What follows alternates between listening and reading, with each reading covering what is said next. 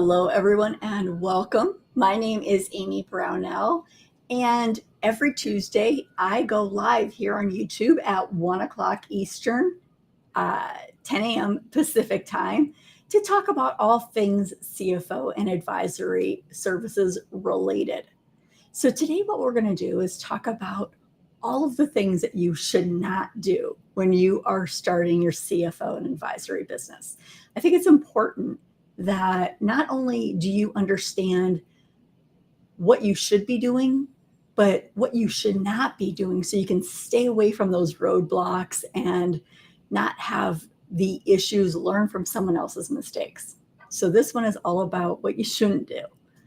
Now, as I said, I go live here on YouTube every Tuesday, and I would really love it if you would go ahead and hit that subscribe button. That way you're notified when I drop new content, when I'm going to go live. Don't want you to miss out.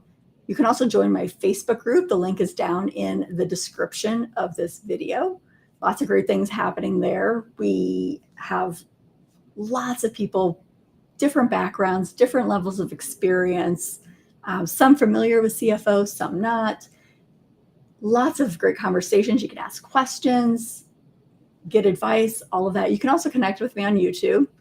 And finally, I want this to be interactive. I want you to drop your questions into the comments. I want you to tell me what you're thinking. Tell me if you agree with some of these things. So, all right, let's go ahead and dive in. So what is the first thing that I do not want you to do when you are starting your CFO business? That is, don't focus on your business name. Now, your business name, I can't tell you how many people I have seen not get started because they can't pick a business name. And guess what? It doesn't matter. It's not important. It doesn't matter. Think about Target and Walmart. You don't go to Walmart because you love the name. You don't go to Target because you like that name and you dislike Walmart's name. You go because of what they give you. Name does not matter. Doesn't matter even a little bit. Don't spend time on things that don't make an impact. Your name does not impact your bottom line. So, quick couple of examples. If you want to start really quickly, which I definitely recommend, I would recommend that you start with a sole proprietorship.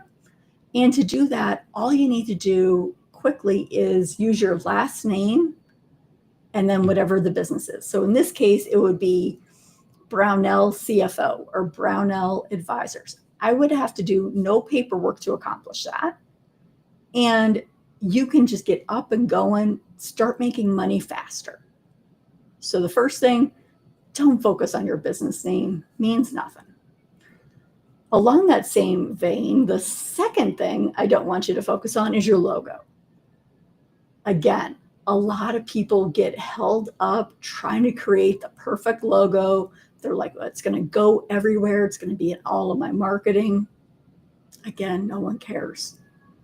No one cares unless you're one of the big guys like Coke or Pepsi, the really big brands. That Nike, good example. There are 0 people on the planet who are interested in your logo outside of you. So again, I don't want you to spend the time or the effort. What I do want you to do is just really quickly use ChatGPT or any of the other AI tools. You can use Canva. Canva's great for designing.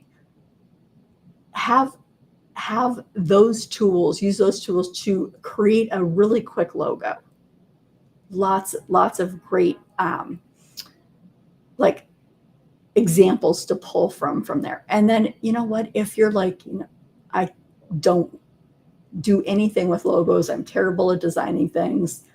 We're finance people after all. Make sure that one of your options is like Fiverr or Upwork. You can get a logo for like $5-10. So really, really great options there. But Don't focus on it. Do it, move on, check. Not a big deal.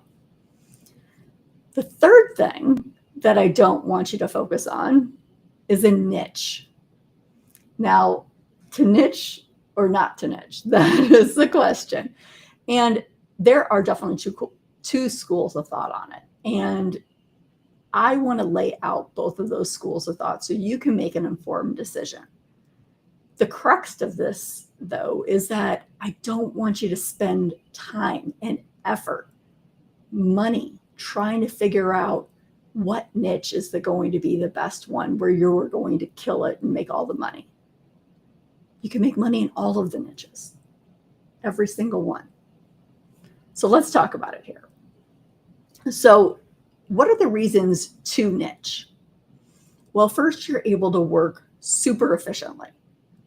So think about different kinds of businesses. So let's say you've got a retail client. Let's say you've got a construction worker. Let's say you've got an e-commerce store. Each of those is set up a bit differently. In the retail store, you got to track inventory. In a construction business, you have to be able to allocate time and resources to the correct projects. With an e-com store, you have to think about marketing and how that plays a role. So every business is a bit different. And if you're jumping back and forth between businesses all the time, it becomes a bit difficult to work efficiently. So that is the first reason why I certainly recommend niching. The second is you have a target market. You know exactly who you're going to work with. You can create super effective marketing messaging that really talks to the people in that niche using their industry language, addressing their specific problems. So when they read it, they look at you as an expert in that field, someone who knows what they're doing. You know that old saying, jack of all trades, master of none? This really applies in niches. We want you to be the master of one. Another reason to niche is you don't have to learn all of these different business models. So like I said, with the inventory, with cost of goods sold, with the construction business where you're allocating time and money to different projects, all of those are different. So you don't have to worry about that. And finally, it could be that you already have a niche. So think about your past experience, things that you love. I've seen people niche in, example, there's a gentleman that I've worked with. He loves coffee. He loves everything there is to know about coffee. And he niches and works specifically with coffee shops. Same with breweries. I know someone who works just exclusively with breweries and wineries. So it can be something that you love, an interest, a hobby. It can be perhaps something that you did at a previous job that you're like, oh, yeah, that was cool. I really like that. Alternatively, use that same information to know what you don't want to do. So again, we're all about trying to stay away from all of the roadblocks and landmines. You have a lot of information on maybe what you don't like. So utilize that too. Now let's go on to the other side of the argument and say, why not to niche? Well, it slows you down. In that, I have seen people literally not get started in their business because they can't find a niche. That's a no-go. Like our goal is to get going and get going fast. So if you can't pick one right away, fine, go after everyone. Now remember what I said is that it helps you create really targeted marketing messaging. We can do that when we don't have a niche by creating different marketing messages for each of our industries that we're working with. So we are going to address inventory issues when it comes to a retail store. That's going to be one of the businesses that we're going after. Alternatively, we can talk to project profitability for construction business owners. So you can still do some of that targeted marketing, but work with everyone if you want. Now, to niche or not to niche, obviously it's up to you. But what I want you to remember is one thing. You need two things for a niche to work. The niche has to need help. Multiple businesses need to have help. They don't understand how to move their business forward as a group. So they need someone like us to help them. And the second thing is they have to be able to pay.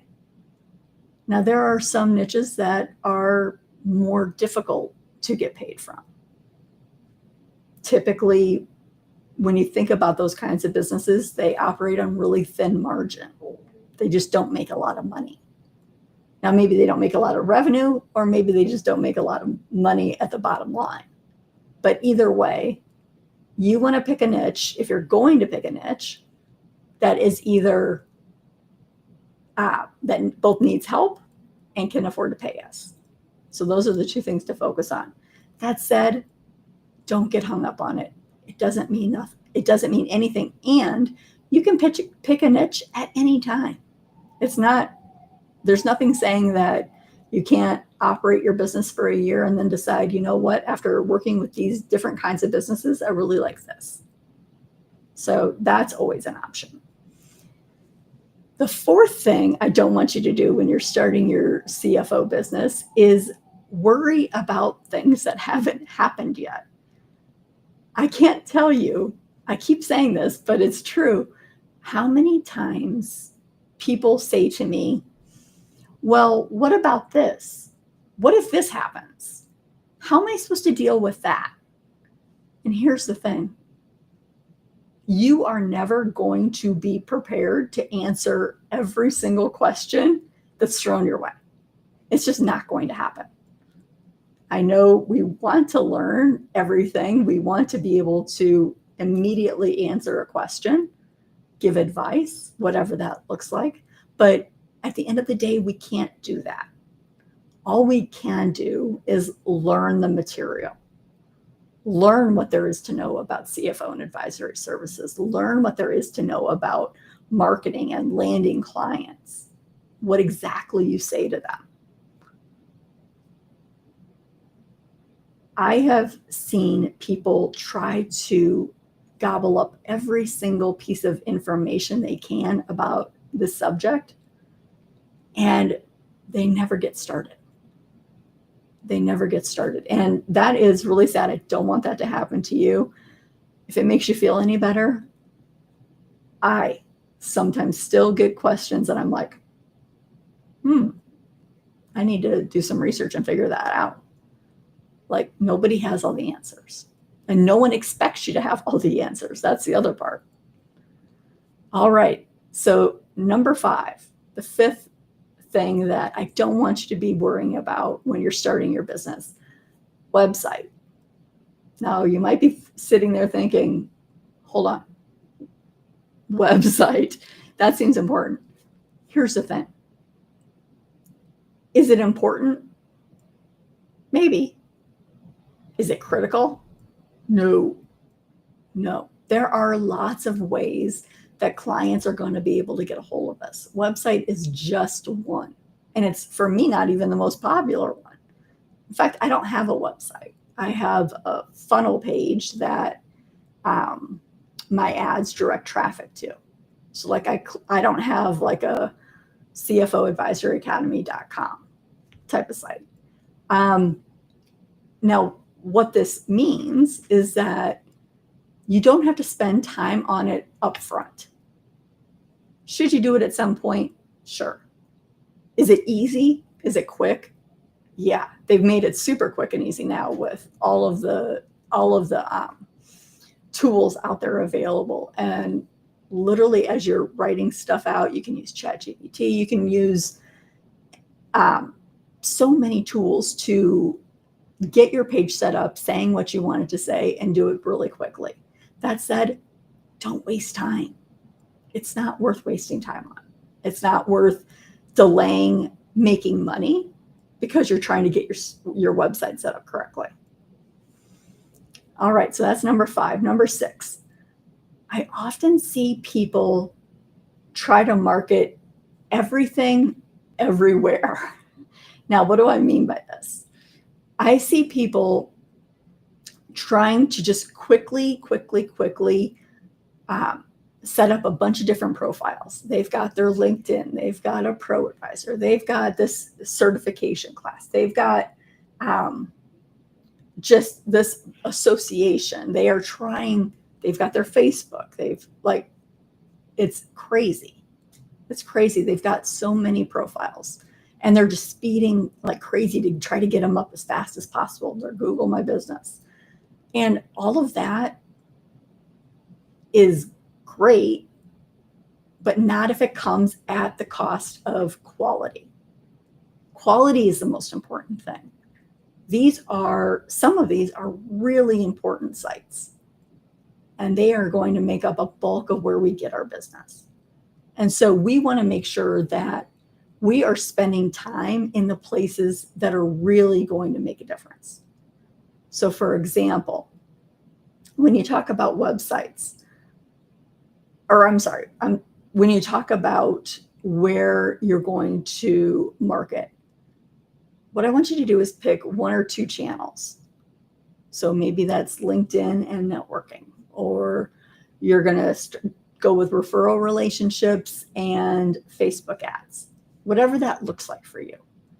Create your profile, create a really great profile, put some time into it, put some effort into it, use all of the resources at your disposal, optimize that thing, make it perfect. And then you can use pieces of that one profile everywhere. And you don't have to recreate the wheel. But to get started, just choose 1 or 2 channels, whatever those channels look like for you.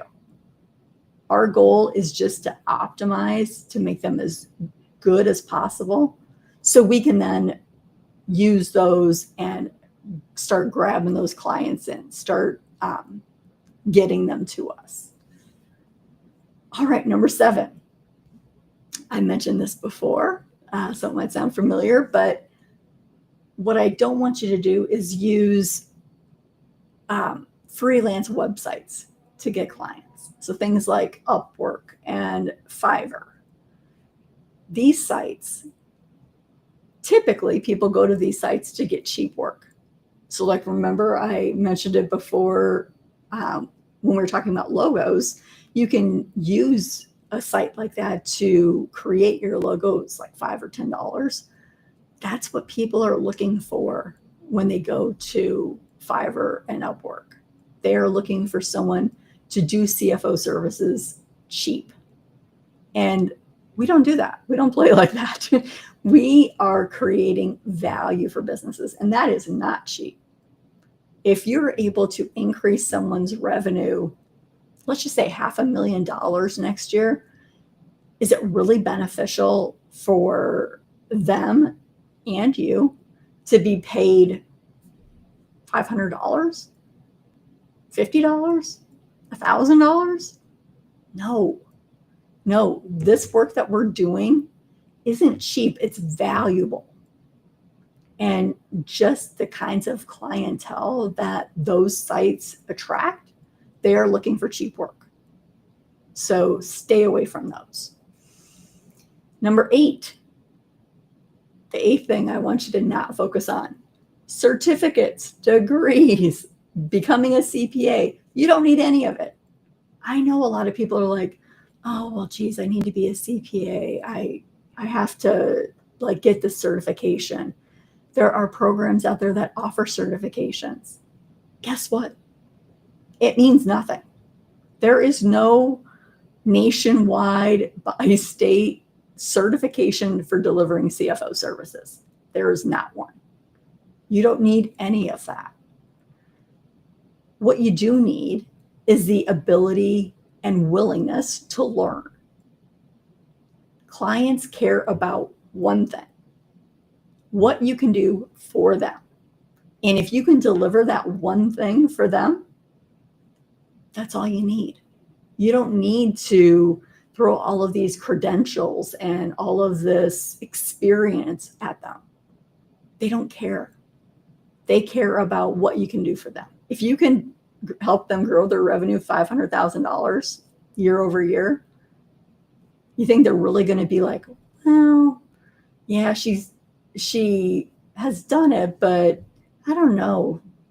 She just isn't certified. No, people don't work like that. There are lots of people. I'm not a CPA. I happen to have my MBA because I thought it was important early on. Hint, hint, it wasn't.